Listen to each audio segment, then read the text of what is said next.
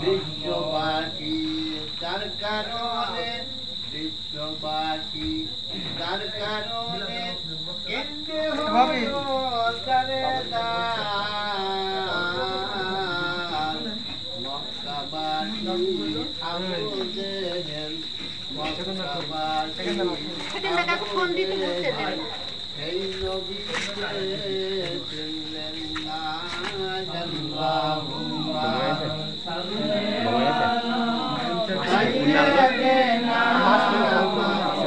Beta ভালো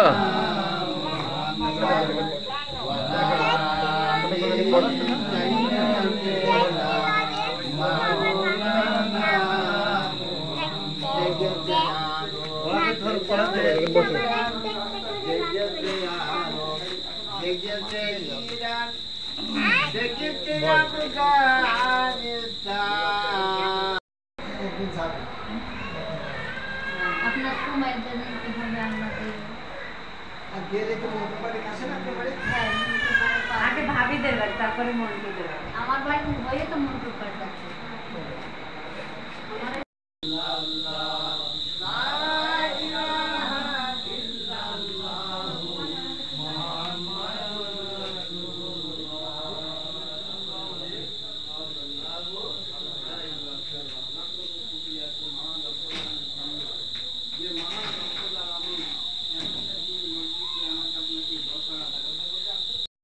এই আল্লাহ এবং নবীর কথা তারা শ্রবণ করে। যখন এই ফেরেশতাগুলা যখন আসমানের দিকে চলে যাবে, আল্লাহ রাব্বুল আলামিন যত আছে তিনি সবই দেখছেন শুনছেন, কিন্তু শোনা জানা সত্ত্বেও মহা রব্বুল আলামিনের ওই একদল ফেরেশতাকে জিজ্ঞেস করে যে তোমরা কোথায় গিয়েছিলে, কোথায় থেকে আসছো?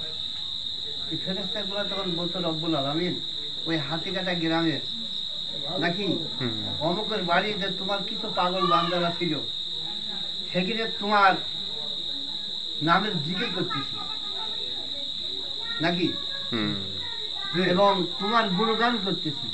আল্লাহ রাব্বুল আলামিন তখন বলবেন ও আমার ফেরেশতারা যারা আমার নামের মধুর নামের জিকির করতেছিল, আমার গুণগান করতেছিল, ওই সমস্ত আমার বান্দারা কি আমাকে দেখেছে? ফেরেশতা বলতে রব্বুল আলামিন আপনাকে তো দেখে নাই। বলতে জাহান্নাম দেখেছে? বলতে না। বলতে বেহেশতে দেখেছে? বলতে না। বলতে আমার নবীকে দেখেছে? বলতে না।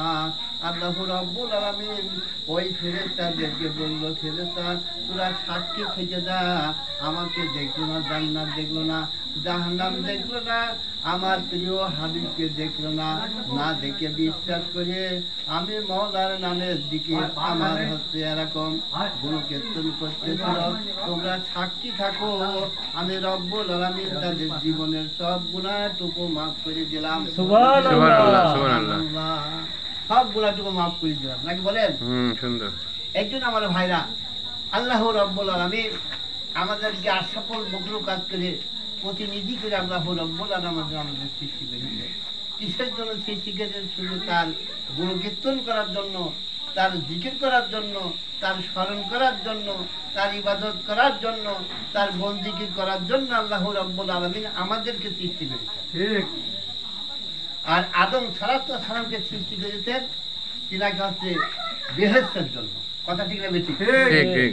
আদমকে সৃষ্টি করার পরে কোথায় রেখেছিলেন বলেন? বেহেশত দিয়েছিলেন। আমাদের সৃষ্টিকারী দুনিয়ায় পাঠিয়েছেন নাকি? আর দুনিয়ায় পাঠিয়েছেন, আর আল্লাহ রাব্বুল আলামিন এই জন্য পাঠিয়েছেন যে তার গুণকীর্তন, তার জিকির, তার স্মরণ, তার ইবাদত, তার বন্দি করার জন্য আমাদেরকে সৃষ্টি করেছেন নাকি বলেন? যে আল্লাহকে আমরা দেখলাম না, অন্ধ দুনিয়ায় আমাকে আপনাকে পাঠিয়েছেন না, কিছুই দেখি নাই, আল্লাহকেও দেখে নাই, নবীকেও দেখে নাই, জান্নাতও দেখে নাই, বেহেশতকেও দেখে নাই, না দেখে সেই এক আল্লাহর প্রতি বিশ্বাস করে, সেই আমার নবী আপনার বিশ্ব নবীর উপর বিশ্বাস করে, হ্যাঁ নবীকে বিশ্বাস করলাম, আল্লাহকে বিশ্বাস করলাম নাকি বলেন? জি, আমরা বিশ্বাস করি এরকম হচ্ছে আমরা তার ইবাদত বন্দিগি করছি এবং করব। আল্লাহ রব্বুল আলামিন এর প্রতিদান দেবে জান্নাত। সুবহানাল্লাহ। প্রতিদান জান্নাত দেবে। এই জন্য আমাদের বেশি বেশি করে শুকরিয়া আদায় করা দরকার। কথা ঠিক না বেশি বেশি বেশি করে শুকরিয়া আদায় করা দরকার। মুসা সাল্লাল্লাহু সাল্লাম যখন তুর পাহাড়ে যাচ্ছেন, প্রতিদিন তুর পাহাড়ে মওলার সঙ্গে কথোপকথন করতেন। আল্লাহ রাব্বুল আলামিন এই নবীকে তুর পাহাড়ে যাওয়ার অর্ডার ছিল মওলার সঙ্গে কথা বলার জন্য, নাকি বলেন? তো প্রতিদিন এরকম আল্লাহ নবী মুসা সাল্লাল্লাহু সাল্লাম তুর পাহাড়ে যাইতেন, আল্লাহর সঙ্গে কথা বলতেন। হঠাৎ মুসা সাল্লাল্লাহু সাল্লাম একদিন দেখছেন যে পথে তিনটে লোকের সাথে তার দেখা, দুইটা হচ্ছে পুরুষ আর একটা হচ্ছে মহিলা। তো প্রথম ব্যক্তি বলতে যে হে আল্লাহর নবী মুসা, আপনার জন্য আমি অপেক্ষায় আছি। আল্লাহর নবী বলল কেন অপেক্ষায়? বলতে আল্লাহ রাব্বুল আলামিন এত ধন দৌলত টাকা পয়সা গাড়ি বাড়ি আমাকে দিয়ে এই সমস্ত সম্পদ আমি হচ্ছে এরকম সামলাতে পারছি না। এই সম্পদ কি করে একটু কম হয়? আপনি মওলার দরবারে আমার দরখাস্তটা পেশ করবেন। বলতে ঠিক আছে। যেতে যেতে আরেকজনের সাথে দেখা হয়ে গেল, উনি হচ্ছে মহিলা। মহিলা বলতে হে আল্লাহর নবী গো, আপনার জন্য আমি অপেক্ষায় আছি। কেন? বলতে যে আমি চিরদিন কি গরিব হয়ে থাকবো, চিরদিন কি গরিব হয়ে থাকবো, আমি কি বড় লোক হব না, সচ্ছলতা আমার হবে না, আমি কি চিরদিন গরিব হয়ে থাকবো। আল্লাহ রাব্বুল আলামিনের কাছে দরখাস্ত ফোন সাইলেন্ট করুন। আপনি মেহেরবানি করে আমার দরখাস্তটুকু আল্লাহর কাছে দিয়েন।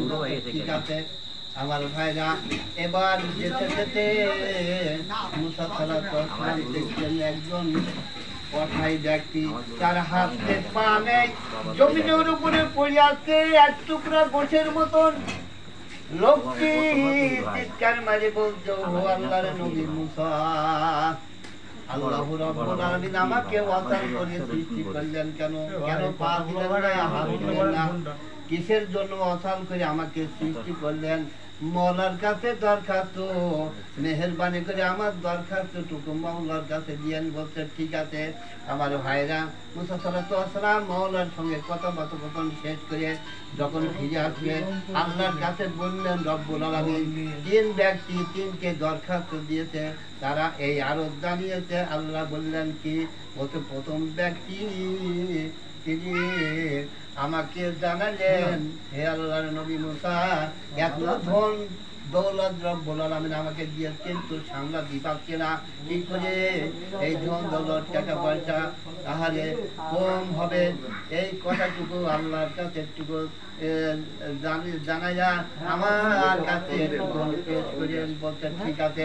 আল্লাহ রাব্বুল আলামিন বললেন মুসা, আমার ওই বান্দা কি এত ধন দৌলত টাকা পয়সা সম্পদ আমি দিয়েছি, আমার বান্দা যদি না শুকরিয়া আদায় করে আস্তে আস্তে তার মাল কম হয়ে যাবে, আস্তে আস্তে মাল কম হয়ে যাবে। বলতে ঠিক আছে আমার ভাইরা। দ্বিতীয় ব্যক্তি মহিলার কথা জানালেন।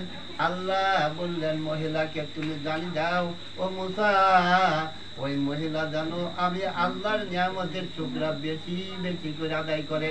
জোরে করে বললাম সুবহানাল্লাহ। বেশি বেশি করে যদি আদায় করে মহিলার মাল বেড়ে যাবে। আমার ভাইরা তিন নম্বর ব্যক্তির কথা বললেন আল্লাহ নবী মুসা, অসহায় ব্যক্তি নাই তার পা হাত, অসহায় ব্যক্তি ওই জমিনের উপরে পড়ে আছে, চোখের পানি ছেড়ে যে কান্তার বলছে আল্লাহ নবী অসহায় আমি দেখছি, আল্লাহ আমাকে এরকম হচ্ছে এই অবস্থায় কেন সৃষ্টি করলেন, অসাল করে কেন সৃষ্টি করলেন? সেও কিন্তু দরখাস্ত দিয়ে আল্লাহ বললেন মুসা, আমার ওই অসাল ব্যক্তিকে তুমি জানি দাও আমি যে দোজখখানা সৃষ্টি করেছি জাহান্নাম, ওই জাহান্নামের একটা দেওয়াল আছে, ওই জাহান্নামের দেওয়ালের একটা ছিদ্র আছে, এই ছিদ্রটা বন্ধ করার জন্য আমি আল্লাহ রাব্বুল আলামিন অসাল করে সৃষ্টি করেছি। বলেন সুবহানাল্লাহ। ফিরে আসার পর আল্লাহর ওই ধনট্ট ব্যক্তি সম্পদশালী ব্যক্তি আল্লাহর নবীকে দেখার সাথে সাথে বললেন রব্বুল আলামিন আমার সম্বন্ধে কি জানালেন একটু জানান আল্লাহর নবী।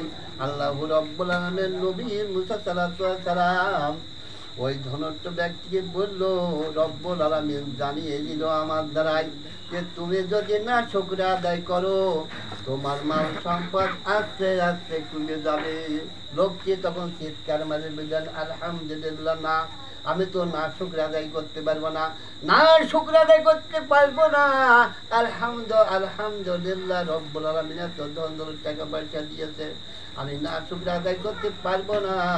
যখন সেরকম আলহামদুলিল্লাহ আলহামদুলিল্লাহ যখন শুকরিয়া আদায় করলো, তার যা মাল ছিল দ্বিগুণ আবার বেড়ে গেল। জোর সরে বলেন সুবহানাল্লাহ। বুড়ি অপেক্ষা, বুড়ি বলতে আল্লাহ নবী আমার সম্বন্ধে রব্বুল আলামিন কে জানিয়ে দিলেন। আল্লাহ রব্বুল আলামিন নবী বলতে ও বুড়ি আল্লাহ রব্বুল আলামিন তোমার সম্বন্ধে জানিয়ে দিল তুমি বেশি বেশি শুকরিয়া আদায় করো, তাহলে মহান রব্বুল আলামিন তোমার ধন সম্পত্তি বাড়িয়ে দেবে। বুড়ি হতে রাগ করে বলতে কিসের শুকরিয়া আমি আদায় করব, আমি এতদিন এরকম আছে এতদিন গরিব হয়ে থাকলাম, এতদিন গরিব হয়ে থাকলাম, আমি কিসের শুকরিয়া আদায় করব। না শুকরিয়া আদায় করার কারণে আল্লাহ রাব্বুল আলামিন কোরআনের ভিতরে ঘোষণা করেন লা ইন শাকারতুম লা আযীদান্নাকুম, যারা নাকি আমার নিয়ামতের শুকরিয়া আদায় করবে আমি তাদের নিয়ামত বাড়িয়ে দেব। ওয়ালা ইন কাফারতুম ইন্না আযাবি লাশাদীদ, যারা আমার শুকরিয়া আদায় করবে না আর শুকরিয়া আদায় না করার কারণে আমি মহান রব্বুল আলামিন তাদের থেকে নিয়ামত ছিনিয়ে নেব, কঠিন গজবের ভিতরে তাদের গ্রেফতার করব। নাউযুবিল্লাহ। বুড়ির যে ঘরটা ছিল এরকম অবস্থায় মুহূর্তের ভিতরে এরকম ঝড় এসে পান এসে এরকম বুড়ির ঘরটা যাচ্ছিল, ঘরটাও বিকট ঝড়ে তার বুড়ির ঘরটাও উড়ে নিয়ে চলে গেল। এই জন্য কবি বলছে আমার ঘর বাড়ি ভাসাইয়া নিল নিষ্ঠুরে বন্যায়, আমার ঘর বাড়ি ভাসাইয়া নিল নিষ্ঠুরে বন্যায়, আমি যাইব কোথায়, আমি যাইব কোথায়, করব কি যে পাই না রে ও পাই, আমার ঘর বাড়ি ভাসাইয়া নিল নিষ্ঠুরে বন্যায়, আমার ঘর বাড়ি ভাসাইয়া নিল নিষ্ঠুরে বন্যায়। কাইড়া নিল সুখের স্মৃতি দুঃখ দিয়ে মনে, নিঃস্ব আমার কইরা গেল বলবো কারে শোনে, কাইড়া নিল সুখের স্মৃতি দুঃখ দিয়ে মনে, নিঃস্ব আমার কইরা গেল বলবো কারে শোনে, দুঃখের দিনের পাশে থাকার মতো যে কেহ নাই, আমার ঘর বাড়ি ভাসাইয়া নিল নিষ্ঠুরে বন্যায়, আমার ঘর বাড়ি ভাসাইয়া নিল নিষ্ঠুরে বন্যায়। বাবা মা ভাই বোনকে নিয়ে শোকে ছিলাম রে, বাবা মা ভাই বোনকে নিয়ে শোকে ছিলাম রে,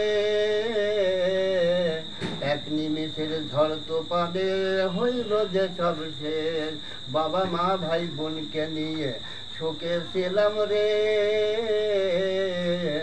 এক নিমেষের ঝড় তুফানে হইল যে সব শেষ, সবারই একলা আমি কাঁদছি অসহায়, আমার ঘর বাড়ি ভাসাইয়া নিল নিষ্ঠুরে বন্যায়, আমার ঘর বাড়ি ভাসাইয়া নিল নিষ্ঠুরে বন্যায়। তুমি দিনে মওলা আমার নেই যে কেহ আর, মুসিবতে থাকবে পাশে জুগাইবে আহার, তুমি বিনে মওলা আমার নেই যে কেহ আর, মুসিবতে থাকবে পাশে জুগাইবে আহার। দয়া করো হে দয়াময়, দয়া করো হে দয়াময়, এই অধমে বান্দায়, আমার ঘর বাড়ি ভাসাইয়া নিল নিষ্ঠুরে বন্যায়, আমার ঘর বাড়ি ভাসাইয়া নিল নিষ্ঠুরে বন্যায়। কথা ঠিক কিনা? ঠিক। আল্লাহর নিয়ামতের শুকরিয়া আদায় করতে হবে যে অবস্থায় আমি থাকি না কেন। কথা ঠিক না বেঠিক? সালাম চলে যাচ্ছেন যাতে যাতে দেখছেন সেই অসহায় ব্যক্তি আহারে জমিনের ওপরে পড়িয়া তাকিয়ে আছে মুসার অপেক্ষায়। মুসা সালাম কি বলছে, আহারে অসহায় ব্যক্তি, আল্লাহ রব্বুল আলামিন তোমার সম্বন্ধে রব্বুল আলামিন আমাকে জানিয়ে দিল। বলতে কি সেটা আমাকে জানান আল্লাহর নবী। আল্লাহ রব্বুল আলামিন তোমার সম্বন্ধে জানালো, আল্লাহ রব্বুল আলামিন জাহান্নাম সৃষ্টি করেছে। ওই জাহান্নামের একটা দেওয়ালে এরকম ছিদ্র ফাঁক আছে, ছিদ্র ফাঁক আছে। এই ছিদ্র ফাঁকটা বন্ধ করার জন্য তোমাকে এরকম অথাল করে সৃষ্টি করেছে। এই কথাগুলোর সঙ্গে সঙ্গে অথাল ব্যক্তি, অসহায় ব্যক্তি আলহামদুলিল্লাহ আলহামদুলিল্লাহ বলে বলতে, আহারে আল্লাহ নবী, আল্লাহ রব্বুল আলামিন তো এমনি আমাকে সৃষ্টি করেনি, ওই তো জাহান্নামের ছিদ্র বন্ধ করার জন্য সৃষ্টি করেছে। আলহামদুলিল্লাহ আলহামদুলিল্লাহ। আহারে ওই অসল ব্যক্তিগুলার সঙ্গে সঙ্গে তার পা এবং তার হাত গুজে গেল এবং মুহূর্তের ভিতরে জমিনের উপরে দাঁড়িয়েছে হাঁটা শুরু করে দিল। জোরে সরে বলেন সুবহানাল্লাহ। আল্লাহ এইভাবে নিয়ামত বাড়ি দেয়, কথা ঠিক না বেটি? নিয়ামতের শুকরিয়া মনের থেকে বলতে, আহারে আমাকে তো এরকম অসল করে সৃষ্টি করেছে, এমনি তো নাই, জাহান্নামের ছিদ্র বন্ধ করতে হবে, এটা তোমার একটা কাজ আল্লাহ দিয়েছে নাকি?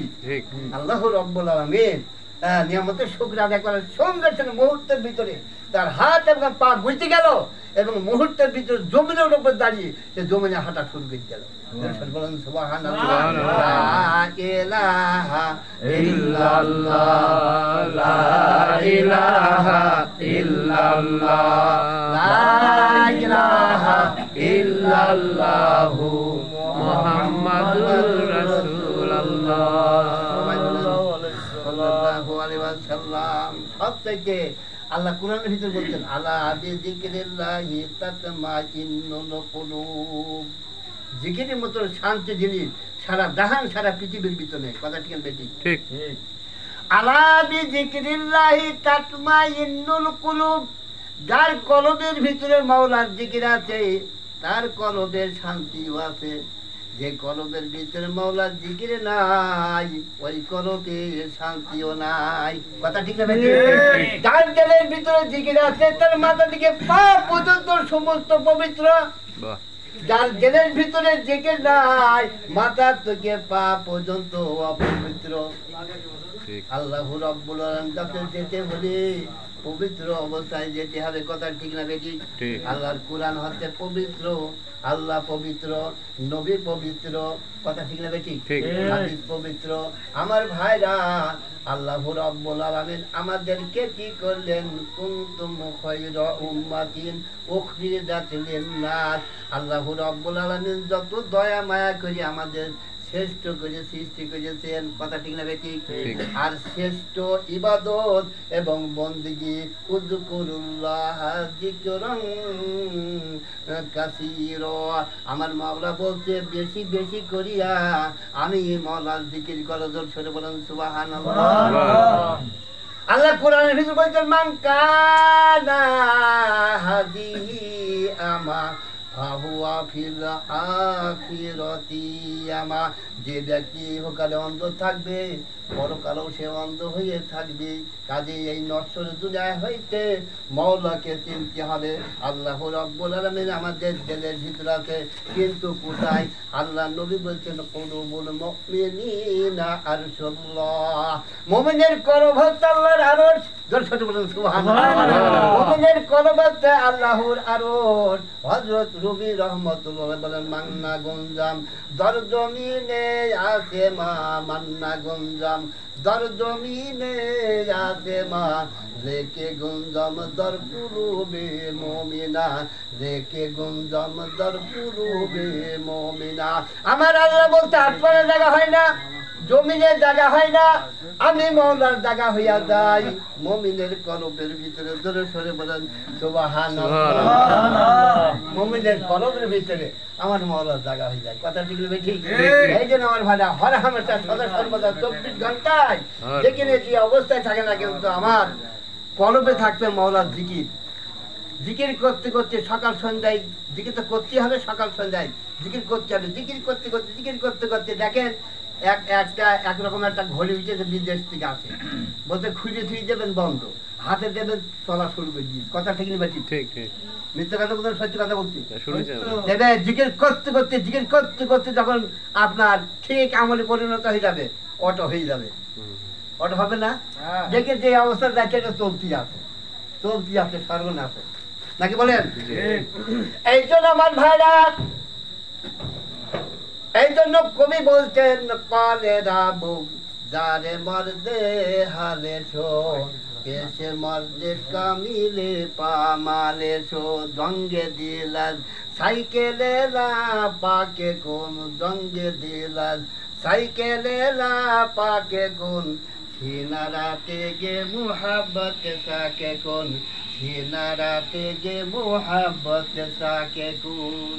এটা ফার্সি ভাষা বোঝা। দেলবা কলপের জংবা বা মরিচা, দেলবা কলপের জংবা মরিচা লাই লাহা রেদা তোমার অন্তরকে পবিত্র করো এবং মলার সঙ্গে তোমার লাইনকে ভালো জল ছড়ে বলেন সুবহানাল্লাহ। যারে মর্দে হালে শো কলে রাবো যারে মর্দে হালে শো কেসে মর্দে কামিলে পামালে শো কেসে মর্দে কামিলে পামালে শো। দুনিয়ার কথাবার্তা ছাড়িয়া দাও এবং খোদার প্রেমে পাগল হওয়ার জন্য একজন কামিল পীরের পায়ের নিচে পড়িয়া দাও। জোরে সরে বলেন সুবহানাল্লাহ। তাতে বোঝা যাচ্ছে আল্লাহ নবীকে চিনতে হলে একটা মাধ্যম লাগবে। কথা ঠিক না ঠিক? ঠিক। আল্লাহ কুরআনের ভিতর বলতে দিয়া আইয়ুহাল্লাযীনা আমানু ওয়া কুনু মা'আস সাদিকিন। হে আমার ইমানদার বান্দা বান্দিরা, তোমরা একজন সাদিকিন ধরো, একজন শিক্ষক ধরো, একজন প্রতিনিধিকে ধরো, একজন পীরকে ধরো, একজন শিক্ষককে ধরো। ধরে বলেন সুবহানাল্লাহ। ঠিক ঠিক। তা না হলে কাজ হবে না। আপনি বলছেন যে আমার ছেলেকে ইঞ্জিনিয়ার শেখাবো।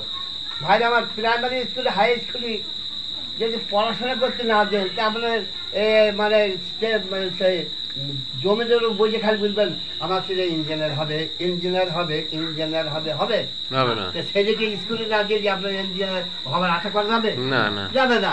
আমি এই ফল খাবো এই ফল খাবো, গাছ লাগাইবেন না, ফল খাবো ফল খাবো, গাছ হবে গাছ আগে লাগান, তারপর ফলের আশা করো। কথা ঠিক ঠিক ঠিক। এই জন্য আল্লাহ এবং নবীকে চিনতে হলে মাধ্যম ছাড়া হবে না। ঈসা সালাতু সালাম আল্লাহ তুলে নিল নাকি বলেন? বিরাট ঘটনা তুলে নিল। আমা যখন আবার দুনিয়ায় আসবেন 40 বছর না কয় বছর থাকবেন, আখিরি জামানে নবীর উম্মত হবেন। কারণ কি? আল্লাহ রাব্বুল কাছে প্রতিটা নবী দরখাস্ত দিল, আল্লাহ গো আমাদের নবী না করে যদি আখিরি জামানে নবীর উম্মত করে সৃষ্টি করতেন খুশি হতাম। সুবহানাল্লাহ। নবী দরখাস্ত দিয়েছে, কে দরখাস্ত কবুল করলি? ঈসা সালাতু সালামের দরখাস্ত আল্লাহ কবুল করেছেন। বলুন সুবহানাল্লাহ। চতুর্থ আসমান তিনি আছেন, আবার দুনিয়ায় যখন আসবেন তাহলে তো সরাসরি তো জমিনে দিতে পারত, কিন্তু ওই মক্কা শরীফের ছাদে উনি নাচবেন, তারপর বলবেন আমার একটা মই দাও মই দাও মই দাও। মই তাতে গেলে ওইটা হচ্ছে মাধ্যম। দর্শন বলুন সুবহানাল্লাহ। আপনার ছেলেকে ইঞ্জিনিয়ার ডাক্তার শিখাতে হলে যারকম স্কুলে দিতে হয়, শিক্ষকের কাছে দিতে হয়, তারপর আশা করা হয় আমার ছেলে ইঞ্জিনিয়ার বা ডাক্তার হবে। কথা ঠিক নেই ঠিক? আল্লাহ রাব্বুল আলামিন বলেছেন ওয়া কুনু মা'আস সাদিকিন, সত্যবাদীদের সাথে চলাফেরা উঠা বাটা খাওয়া দাওয়া এবং তাদের হাতে শরণাপন্ন হয়ে যাও, তবে আল্লাহ নবীকে চিনতে পারবা। সুবহানাল্লাহ। ভাই আমার এই জন্য মহান রব্বুল আলামিন যে 2-5টি কথা বলার এবং শোনার তৌফিক দিলেন শর্ট টাইমে আমার ভাইরা। কারণ এখন আল্লাহ রব্বুল আলামিন আমাকে আপনাকে এত সুন্দরভাবে নিঃশ্বাস এবং প্রশ্বাসের ভিতরে আমার আপনার আমল নামায় কিন্তু অটোমেটিক দেখে উঠতেই আছে গুনাহ কাটতেই আছে। বলুন সুবহানাল্লাহ। যখন আমরা বাড়িতে রওনা দিয়েছি আমাদের সঙ্গে ফেরেশতা ছিল। আল্লাহ বলতে যে আল্লাহ তোমার বান্দারা তো যাচ্ছে, আপনি অর্ডার করে নাও, কি করবো? বলতে প্রতিটা কদমে 10 টাকা লেগে রেখে বা 10 টাকা গুনাহ কাটাও। তো এইরকম যখন আমরা মজলিস আইসে গেলাম তখন ফেরেশতা বলতে রব্বুল আলামিন আমরা তো প্রতি কদমে 10 টাকা নেকে লিখেছি আর বদি কাটেছি, এখন তো মজলিসি জান্নাতের বাগানে বসে গেল, এখন কি করবো? বলতে যে তোমরা নড়িও না, আমার বান্দা যতক্ষণ পর্যন্ত বসে থাকবে নিঃশ্বাস আর প্রশ্বাস সাথে দেখে দেখতেই থাকো গোনা কাটতেই থাকো। বলুন সুবহানাল্লাহ। এখন যে একটা আপনি তো দেখছেন জান্নাতের বাগানে, একজন বলতেন ভাই কোন যাচ্ছেন, সে বলতে আমার বাবার নাম কি জানো, বলতে জোহরুল বার যাচ্ছে। আমি তো জোহরুল বার যাচ্ছি না, কোন যাচ্ছে বলেন, জান্নাতের বাগানে। যতক্ষণ পর্যন্ত এখন বসে আছি এখন জান্নাতের বাগান, জোহরুল বাড়ি নাই। কথা ঠিক না বেটি? হ্যাঁ, এগুলো আমাদের মানে এলেমগুলো জানতে হবে। বলতো ভাই কোন যাচ্ছে, বলতো আমি জান্নাতে যাচ্ছি। কোন জান্নাতে, বলতো জান্নাতের বাগান একটা বসেছে জোহরুল বাড়ি। যদি আপনি জান্নাতের বাগানে বসতে থাকেন তবে আছেন আমার সাথে, দাওয়াত দিতে যাইছিলেন। যাই হোক, দু পাঁচটা কথা হইলো। আমি এর আগেও বোধ হয় 40-41 দিন আগে বোধ হয় দোয়ার অনুষ্ঠান করে গিয়েছিলাম,